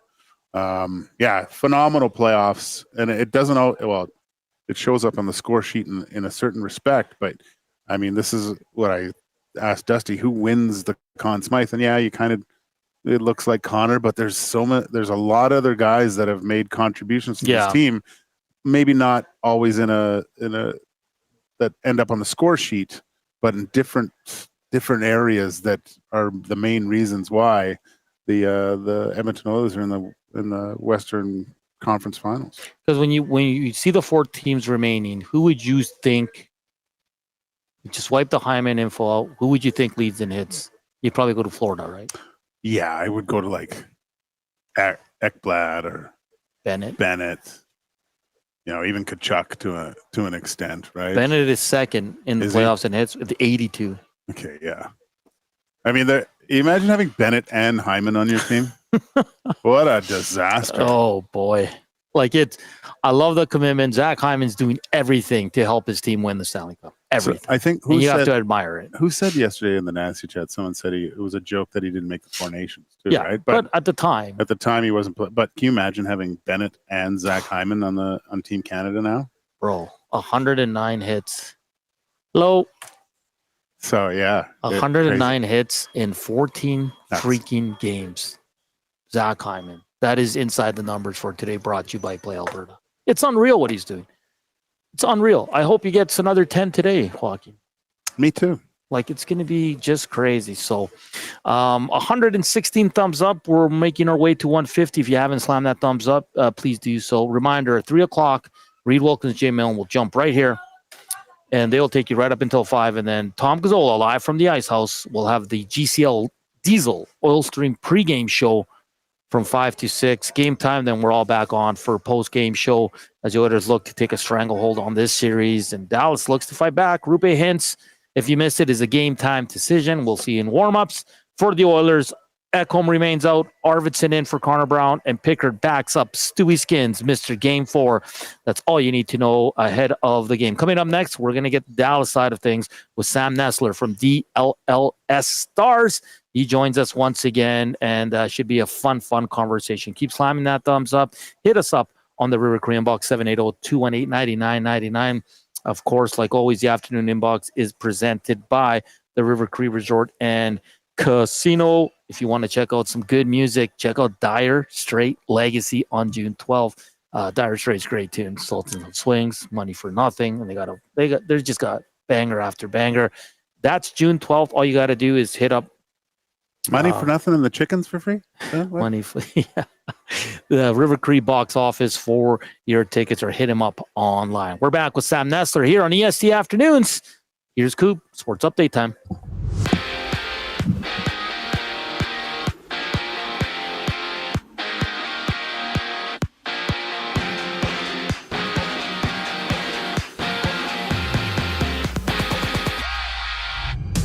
Game 4 of the Stars Oilers series goes down tonight. Viktor Arvidsson takes the place of Connor Brown, who suffered an injury in Game 3 of their series, and Calvin Pickard will serve as the backup goaltender for Edmonton. For the Stars, Rupe Hintz is a game-time decision, missing Game 3 after taking a slash from Darnell Nurse in Game 2. Swing by the Canadian Ice House to join Tom Gazzola and Hernan Salas as they tee up the action during the GCL Diesel Oil Stream pregame show. Coverage starts at 5 right here on EST. And at the Memorial Cup, the 2-0 Tigers face the 2-0 London Knights. Puck drop is at 5, while from Indiana, the Pacers battle the Knicks in Game 4 of their series.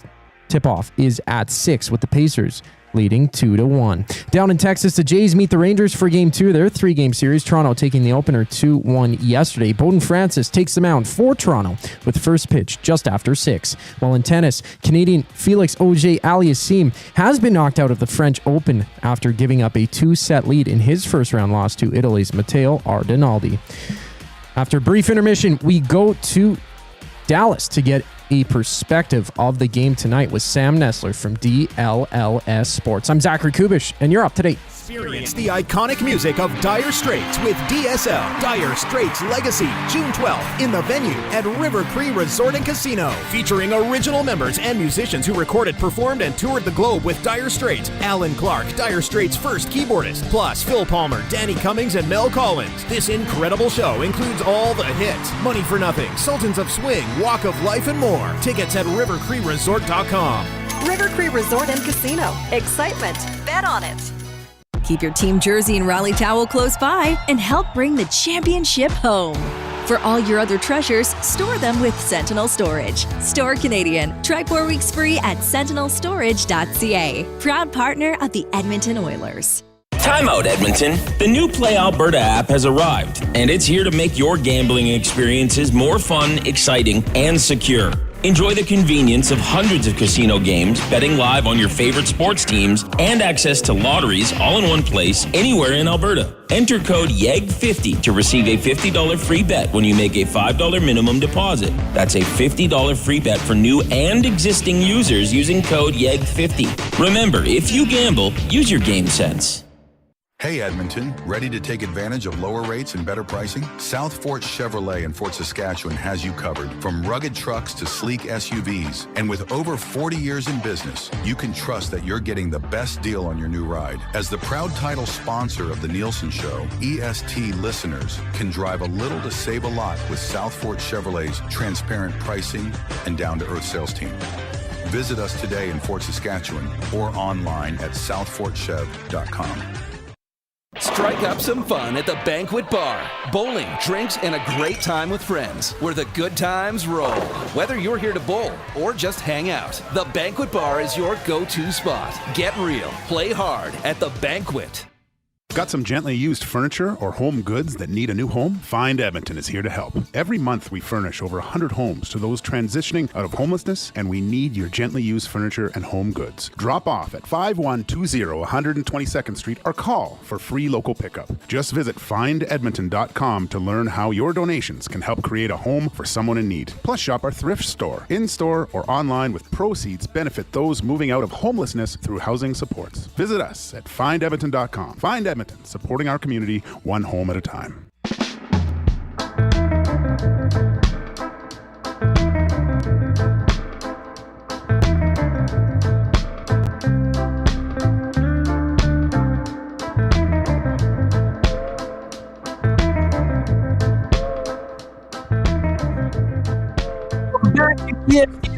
We're live from Popeyes, Louisiana, here on 170th Street, celebrating Ben. Today would have been his birthday, and Ben Stelter Foundation. Come get a meal, come hang out. Reed and Jay have just arrived. They've ordered their food. I'm intrigued to see what they got. So Paramount Flooring? Flooring. Jill. You just met Jill? Jill and her brother. Eric? I forget. God, I'm terrible with names. If Paramount Flooring at the back at HQ, if you're listening, there was a massive bag coming your way. Yes. Lunch is on Jill. Yeah, that's great. 127 thumbs up. We're going to talk some Dallas Stars right now as they have a big game here. A lot of pressure on them tonight to send this back to Dallas, tied at 2, and to talk all things Dallas Stars. Once again, our good friend Sam Nestler from DLLS Stars joins us here. Sam, how's the city of Edmonton treating you here these last few days? Hey guys, I got to tell you, you got a beautiful city up here. Enjoying the walking around. The weather's perfect. I cannot believe. I'm coming from Texas, obviously not quite the same hockey environment. It's great fan base down there, surprisingly so. But the amount of people wearing Edmonton Oilers jerseys at 7:00 in the morning and dressed like they're already going to the game, just getting on the train. I love it. You got Oilers donuts at Tim Hortons. You got Oilers flags waving everywhere. I think it's an amazing city. It's my first time here, so I've been absolutely blown away, and I actually couldn't ask for a better weather week to be here. Yeah. Hey, Sam, have you had a donair yet? I have not. I had my first Timbits today, though, so that was step number one. Okay, you got to have a donair, my friend, before you head back to Dallas. That's kind of, well, I don't know if it's an Edmonton staple, but it's just it's more actually East Coast anyway. Yeah, Sam, let me know, is when the Cowboys play, is it kind of like this or? Yeah, it's tough because they play in Arlington, so it's not in Dallas. So that's tough to see that kind of environment since it's not anywhere near the city. So I think that's the big thing here is the fact that Rogers Place is right there, smack in the middle of everything. I'm sure if you go towards the stadium out in Arlington, it's probably similar, but I don't think there's any vibe quite like it. I think hockey fans are one of a kind.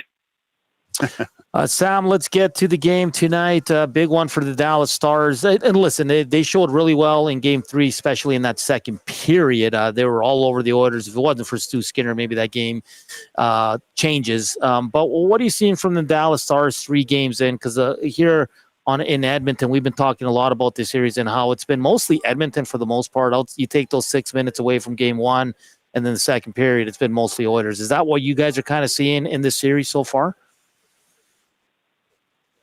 Yes and no. I think you can definitely say Edmonton's been a better team. There's no doubt about that. You know, if Dallas doesn't make that comeback in the third period of game one, this could be 3-0. But on the other side of that, the Stars firmly believe they're getting better and better as the playoffs have gone on. And the talk around the Stars, especially from Pete DeBoer, has been, look, we were playing without Jason Robertson and Miro Heiskanen in round one. We gutted it through. We made it through. We played the best defensive team with the best goalie in the world in round two with Miro and Jason Robertson just coming back. We found a way to do that in 6 games. Now they feel like they're finally, I'm putting air quotes, fully healthy because Rope Hansen's a game time decision, but mostly healthy for the first time since basically the new year. And they feel they're getting better every game. That's the good side of it, right? They're creating chances. They outshot, as you mentioned, Edmonton in the game. They could have scored 3 or 4 goals in that second period. They're hitting posts. They're not converting. But the flip side is there's not a lot of runway left. You know, it's all good to say you're getting better in February and March. Now you got pretty much a do or die game here. You know, you can always come back from 3-1, but it's very rare, especially against a team as good as Edmonton. So for Dallas, it's now. It's got to be now. And that means they need to see Matt Duchene, Wyatt Johnson, Jason Robertson, Thomas Harley, Mason Marchment, Tyler Seguin. The list goes on and on of players that just haven't been able to produce. Not necessarily they've played poorly. And people talk about Wyatt Johnston's, you know, plus minus 17, but he's been matched up against the top line of every team for the first 2 rounds. There's a lot of back and forth, if you can't already tell from the way I'm talking about it, because that's really the feeling around the team is if they just find a way to put it together, look out. Because they have 8 20-goal scorers. They have depth that may not be able to be matched anywhere in the league. If Jake Ottinger can play to his game, this team can beat anybody. I truly believe that. But if they don't get to the net, find a way to convert those chances and make it a little harder on Stuart Skinner, who has shown the inability to fight through traffic and see pucks through screens, they have to make it harder on him, and they have to find a way to put those pucks in the net because as we saw in Game 6 last year, it doesn't matter if you rack up 40 shots. You lose the game, you lose the game. Sam, so, I mean, you kind of laid it all out there, but what do you see as the most important for this game, Game 4? What is the most important thing that the Dallas Stars need to accomplish to come out with a victory? Is it finding some of that depth scoring? Is it, Miro Heiskanen taking over a game from the back end, or is it Jake Ottinger finding, one of those goalie games that he is just unbeatable? Yeah, you can say it's all 3, but for me, the number one thing is they got to either score first or play with a lead. I think they've allowed the first goal in 14 of 16 playoff games, worst among all playoff teams. And it's one thing playing, you trail against Winnipeg. Colorado is an open series. You can come back from anything. It's Colorado, the way that series went. But Winnipeg, you go down 1-0, 2-0, they just shut it down and you can't get through them. Whereas in this series with Edmonton, it's totally the opposite. You go down and it's not that they're locking it down and shutting you down. It's that you open up a little bit. And Pete DeBoer's talked about, you go 1 or 2 feet out of the way of your normal defensive structure to try to get that goal to come back and tie a game, or especially, last game down 2-3 goals. And all of a sudden, it's Connor McDavid or Leon Draisaitl going the other way, and it's going to end up in your net more often than not. And I think that's the key for Dallas. As simple as it sounds, either score the first goal, that's the best case scenario, or at least find a way to keep it tied or play with a lead, at least for a little bit of the game. Because if they are chasing again, if Edmonton comes out and scores 1 or 2 in the first period and Dallas is chasing, it's a really tough way to come back because you can open Edmonton up. They're susceptible. We've seen Dallas create chances. However, when you do that and you jump Harley up into a rush or Bischel up into a rush, all of a sudden it can turn around the other way and go 2-on-1, and that's how it gets to 3, 4, 5, 6, 1 in the blink of an eye. So for me, score first, and if you don't score first, find a way to make that 1-1 or get a lead very quickly, because the longer you play from behind, the more pucks that are probably going to end up on Jake Ottinger and then possibly in the back of your net. Joined by Sam Nestler from DLLS Sports and Stars. Sam, special teams was a big talking point heading into this series. The Oilers' PK wasn't very good, below 60, around 66%. on the flip side, the power play for the Dallas Stars was really good. I think that it was at 86%. What are you seeing from the power play in the last few games that they're not getting those goals? I know Rupe Hintz not being there is a big one as well, but are you seeing any shift? Do they need to simplify what they're doing on the power play to again get that advantage on the special teams over the Oilers? I think you're exactly right. I think it's simplifying. That goes outside of the special teams. That goes into their 5-on-5. But if we're looking at the power play, the Stars, if you watch throughout the season, they had a couple of games in New York and a couple of stretches where they'd score beautiful power play goals. Tic-tac-toe, Rupe Hintz, Jason Robertson, passing, making defenses look silly. But for the most part, their power play scores on very, very simple hockey. It's get the puck up top, throw it around a little bit, and throw it to the net. And that's because they had bodies there. They were excellent at tipping pucks. They were great at screening goalies. They got to those loose pucks and found rebounds. I'm not seeing that very much. And as I mentioned in the first question, Stuart Skinner is notably not the best at fighting through traffic. His numbers back that up. He just isn't the best goalie in terms of seeing pucks through traffic. And Dallas hasn't gotten that traffic to him. He's seeing all the pucks. He's able to get them. And even when he gives up rebounds, there's no stars in sight. And I think for Dallas, Mason Marchment said it after, I think it was game 2. He said, look, we have to get to Stuart Skinner. And that might mean a little bump here and there. That might mean just getting your skates on the top of the blue. That might mean tipping pucks, taking away his eyes. I mean, the goal, Granlund's goal in, I can't remember which game. I think it was game 1 or 2, where he scored from the wing, Jason Robertson with the perfect drive-by screen right past Skinner as the puck goes by. That's what they have to do right there. And it's such a simple answer, but it's the answer that they need. And they need to get bodies to them, create the chaos that, Edmonton has been so good at. Edmonton, on the flip side, has been amazing at that in the playoffs. They've done a great job just creating havoc around the opposing goalie, finding ways to get those rebounds, deflections, whatever you want to call it, past the goaltender. That's what Dallas has to do, because right now they're just not creating those tic-tac-toe plays. Mikko Rantanen's not hammering that one-timer from the wing. None of the prettier goals are going in. So for them, they have to simplify. Get it to the top, move it a couple times, get Thomas Harley or Miro Heiskanen to shoot it, get it past that first shot blocker, and allow your team down low to fight and scrap, tip pucks in, or get rebounds. Sam, I know that this time of year you got a better chance of becoming Ethan Hunt in a Mission Impossible movie to get information out of coaches about the health status of their players, but what are you hearing about Rupe Hintz on the severity of the injury, and what would you rate his probability of playing in tonight's game? Yeah, as far as what we're hearing, it's not much. It's game time decision. He'll skate and warm up. He did not participate in the optional morning skate today. He did practice yesterday with the team, which was again an optional, basically all optional as soon as we got to the second round of the playoffs, because there's just no breaks. There's no breaks in between. There's no time to rest. So a lot of optional practices, but Rope was out on the ice. He looked good, skating pretty well. For me, and my co-host Craig Ludwig, someone who knows how to play through some injuries, he said Rope Hintz has to play tonight. And that is because if he is close enough to come out and skate for a warm-up in the past 2 games, I'm not doubting there's an injury there. I'm not doubting that it hurts like hell, right?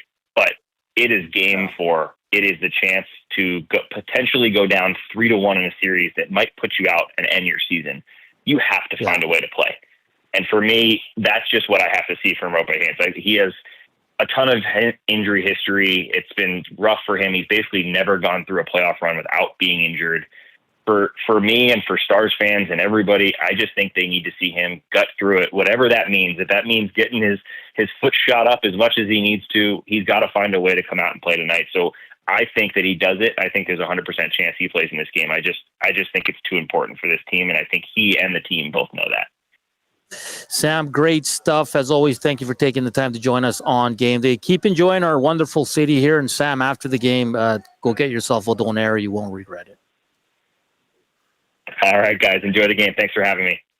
All right. That's Sam Nestler from DLLS Stars and Sports. Great breakdown. And what were we talking about off the hop? Like, he has to play. Like, yeah. You know what I mean? Like, and that's coming from Greg Ludwig. Well, you were saying that. So you're right. You're right. I'm usually right. So. Most. It's a good point, though. Like, what are you saving it for? I like the fact that he likes our city. Is that it's first time here. Yeah. Loves Come back it. in the winter, though. Come back in mid-January. Oh boy, you'll have a different take on the city. It is great though. It's like you're driving into work, everybody's wearing Oiler jerseys. Yeah. It's I find it similar when I was with the Elks and we'd go to Regina to Rider jerseys, game day in Regina, Joaquin. Nuts. There's businesses like restaurants closing at 2. It's game day. Like it is on. It's like a college vibe, right? It was unreal, and people at lunch because there was a big park right across our hotel, and we'd go for breakfast, whatever. Everybody playing catch in suits with their Rider jersey on, and it's just an amazing. Well, I've just seen people driving by. Everyone's wearing an Oilers jersey or some Oilers hat, or everyone. Yeah, yes. It's crazy, man. It's crazy. Hey, Reed and Jay are here. They are. Yeah. Reed's getting down. Hey, they got Smithers on the show. Smithers? Mike Smith. Oh. Yeah. Oh, yeah. He's in town, isn't he? Yeah. Oh, right. Good old Smithers. Yeah. He's feisty, eh? Little. Best puck-moving goalie you've seen? Well, Brodeur was good. Turco. Mike Smith. Yeah. Better than Skinner at it. Okay. Wait. Tape to stick. AD, you'd like that one. The one thing Mike Smith could do that really inhibited the forecheck was his ability to get out there and stop the puck. He was probably the best at that I've ever seen. Okay. Every single time, and it would be up on the glass and he would knock it down. Just tremendous. Sometimes if you do it a lot, you're going to get burnt once in a while, of course, but for the most part, who did they change the rule for? Was it Brodeur or Turco? No, it was Turco. Because Turco would go out and stand there and then turn his back, and then a guy would come check him. He'd fall down and get a penalty. So it was it was brutal. How are you with the stick handling? I got better at it. Okay. Was it something that you like doing though? As I got older, I did. Okay. Because I saw value in it, right? Yeah. But I did make some poor decisions. I hate when goalies try to bomb it up to the far blue. Oh, okay. I think that's unless it's a breakaway, I tell goalies don't do it. Yeah. Because all your guys are coming back. One guy's standing up there, standing still. Yeah. And you have either four or five guys usually coming off the bench, swarming them, and nothing really transpires. So you're better off just letting it like a controlled breakout, give it to your D-men, and go from there. Playing it up to your D and let them do it. But I every time you see a goalie bomb it up to the far blue, the puck's getting turned over within the next 5 seconds. Abutsky says, I get the impression that Sam will not be grabbing a donaire after the game. Well, you didn't tell him where to go. He was probably thought you were trying to poison him. He can ask anyone downtown. There's just a couple good spots. Go see Tommy. I guess. I don't know what good donaire spot does. Does Tommy eat donaires? Is it too messy? No, he eats. Does he? No, they're too messy. Mess up his shoes. His hands. Oh, his hands, right. We got to give away some Stingers tickets, buddy. Oh, Stingers. To the game tomorrow against Brampton, 7 p.m. Nice. They're 1-3 right now, so you can watch them win their second game. Yeah, get them rolling. If you're interested in going to the Stingers game tomorrow, Oilers off day, beautiful day in the evening, you can go, and it's a great time. I don't know if you've ever been, but Stingers games are an absolute hoot. So all you got to do is text us on the River Cree inbox, 780-218-9999, and here is your trivia question. The Stingers last won the championship, the CEBL championship in 2021. All you got to do is text in who they beat in the 2021 finals for their second championship. Text that in, 780-218-9999, and someone with the correct answer will be going to the game tomorrow. I'll contact you after this show. We're back to close it out as Reed Wilkins, Jay Milne coming up from 3 to 5. They will have Mike Smith, so keep it locked here on EST. We're back after the break. Here's Joaquin Coop, Sports Update.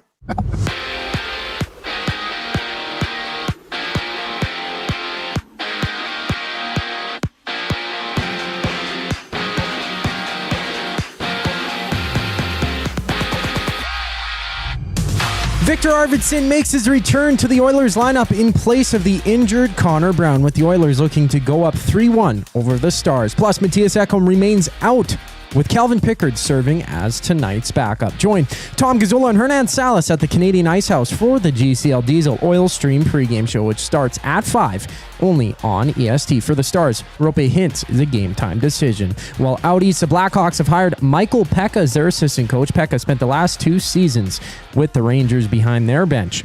In the NFL, Buffalo's Joey Bosa is expected to miss all of the game's spring practices with a calf injury. On the court, Game 4 of the Pacers-Knicks series goes down with New York trailing 2-1 in that one.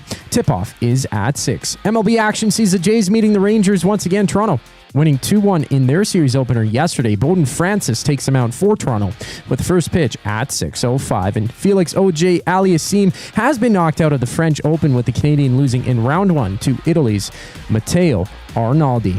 The final segment of EST Afternoons brings us back on the other side of the break. I'm Zachary Kubusch, and you're up to date. The Reed Wilkins Show with Jay Milne. The Oilers are comfortable being uncomfortable. You can feel the momentum shift happening, but it's still being able to have that mindset of just staying in your lane. Do your job. Don't try and do too much. Even though the situation might say, ooh, I got to fix everything. Stay in your lane, and it'll resolve itself. They don't have that the sky is falling panic mode that Oilers fans have seen. The Reed Wilkins Show with Jay Milne, weekday afternoon, 3 to 6, only on Edmonton Sports Talk, your clear choice for Edmonton sports.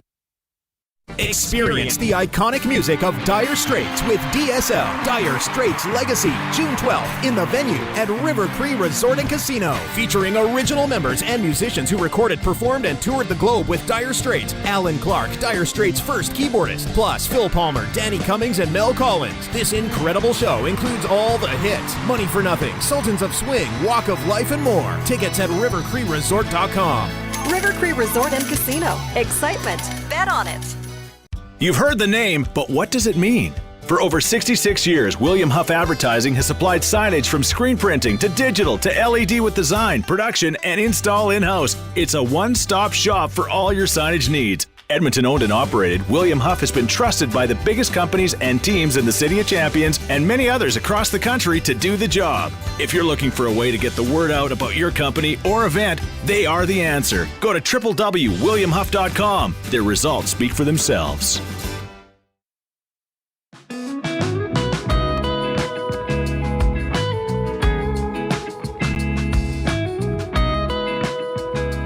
Hola. That is Captain on Edmonton Sports Talk. 13 away from 150. Let's get there. Love that Let's chicken go. from Popeyes.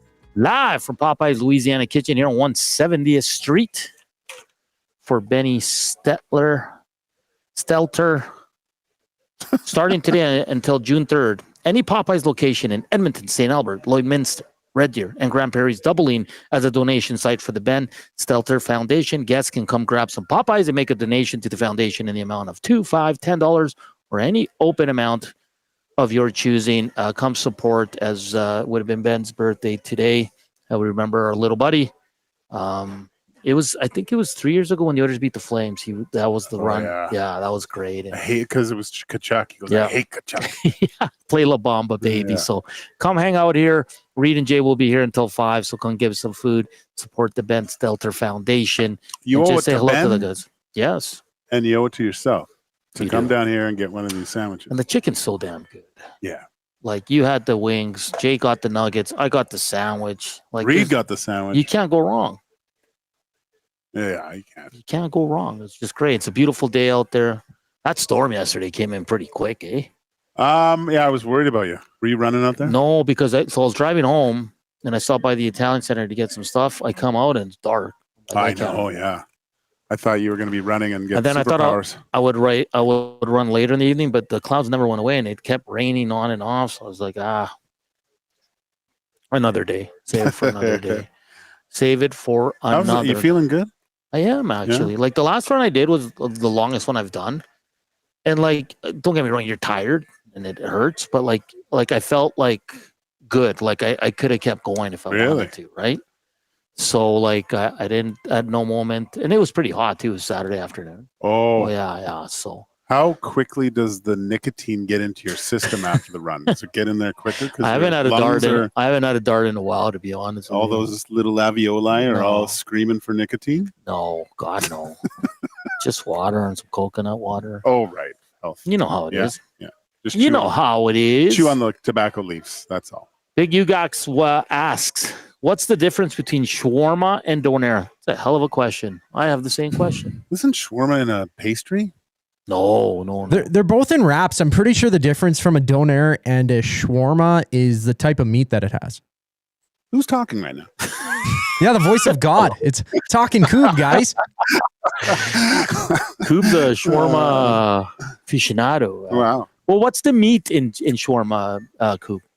Usually it's chicken, but I'm just Googling it here. Chicken shawarma. Yeah, it's made from... I like chicken shawarma. Okay. So it's not the doner meat then. That's completely different. Oh. No. Hello, Yeah, are I you think so. there? I'm pretty sure. God, are you there? I'm here, son. I think I've had one shawarma in my life, and it was I got it when I was with the Elks. I was eating it in my office, and it was a disaster. It broke on me, and everything was everywhere. And they're bigger. Shawarma's way up? Oh, okay.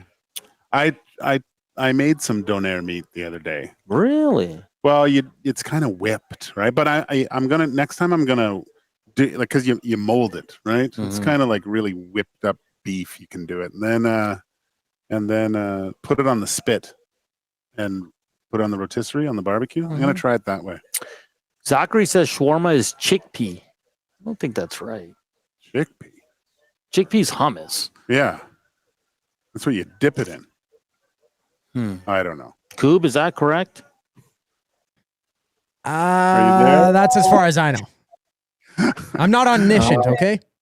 Caster says doner is ground beef. Shawarma is more solid chunks of meat.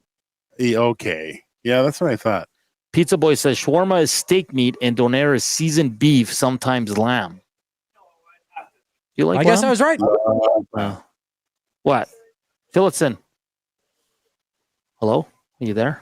Oh, I was saying, I guess I was right. Yeah, it's a type of meat. I'm pretty sure they're also from different countries as well. Oh. Oh, okay. So what's Canadian shawarma? Shawarma is the Don't meat worry on about the cylinder, I think. But that's doner meat too. Yeah. Maybe they're just the same thing. Who knows? Should we start talking about fruit? See what you did. You completely off the rails. So have you had Yukon Jack's doners? Oh, yeah. Oh, yeah. Good. How are they? Good? Good. Went on his boat on Saturday. I know. It's a good time. He said he's going to bring you out. Yeah, he was supposed to. Yeah. It was fun. It was great. It was a little windy, but it was. It's great to be on the river, man. Seeing the city from kind of that angle, view, yeah. that angle. It's wonderful. Does he wear Beautiful. like a captain's hat? No, he wears a bandana. Oh, does he? Because his he's a pirate. His head. Does He he have an eye doesn't want patch? his head to get Yeah. burnt, right? Yeah. So, well, it's good. An hour and a half. Just caught up on life. Okay. Well, nice. Yeah, I gotta boat. put 60 on the top of this chrome dome. Just wear a hat, man. I don't like hats. Pizza Boy says chickpea is hummus. I'm Lebanese. Listen to me. Okay, yeah, I'm not gonna question Pizza Boy. Okay, fair enough. I haven't had a doner in a while. Me neither. It's my own. I feel like when I have a doner, that's all I eat for the day, and then I'm like, well, yeah. After those wings, I'm not eating anything. No, come on. You only had 12 wings, bro. That was a lot. Canes, are they back in the series? No. Okay, it was just a one-off. Yeah, that's the way I look at it. Yeah, I mean, we said they're missing three big. They're missing significant pieces. I'll say that. Okay. They were missing three significant pieces in that game. If there was ever a time to make sure that everyone's healthy, it was that game. Mm-hmm. Sit them out. I think you'll see a full Panthers lineup in Raleigh tomorrow night. Oh, and do you? Yeah. Well, do I? I think you do, and I guess I don't know how does a coach look at the other series, right? Does he plan, or is it just game to game? Like you gotta take into account the other series to a point where, okay, if we can end this, say the Dallas Stars win tonight, it's another day of rest. We want to make sure we want off this whole time, right? So I wonder. I think they keep a keen eye on it. Like, does tonight? Become Paul Maurice, all right? Okay. your Oilers win tonight, or Dallas wins tonight. Okay. Does that affect your lineup tomorrow night against Carolina? No, because again, you're still in really good shape, right? Yeah. Like, the other team's got to win 4 straight, which is unlikely. So it's like I'm not rushing any of these guys back to cost us in the finals, right? Like, I think he believes in all the guys he puts in. And again, it was a one-off. They were bound to lose a game, I guess, right? Like, it's. You didn't think they were though, because it was 2 empty netters, right? What? Yeah. So it's not like they got. No, they didn't get crushed. They didn't get. And crushed. they didn't look cat-like. No, they didn't. They were a little bit off. See what I did there? Yeah. Okay. Hey, come on. We're 10 away from 150. Let's get there. Let's come get on. there. 6 away now. Come on. Get we got like there. 2 minutes before the one and only Reed Wilkins and Jay Milne take over the airways. They're ready to go too. Look at them. Yeah. Reed's in game time. Look at Yeah. him. He just crushed the Chickenburg. My gosh. He's ready to go. Mitch ER says, I want Popeyes and chicken shawarma now. Oh, man. I heard did you hear Dusty and Huss talking about Popeyes today? No. It's funny. Like they were saying they need to start opening up a breakfast menu. Oh, and then God. Huss goes, how far is it from them just not opening early and having a chicken sandwich for breakfast? I mean, I'd do it. No. There's certain things I can't do for breakfast. Not at my age.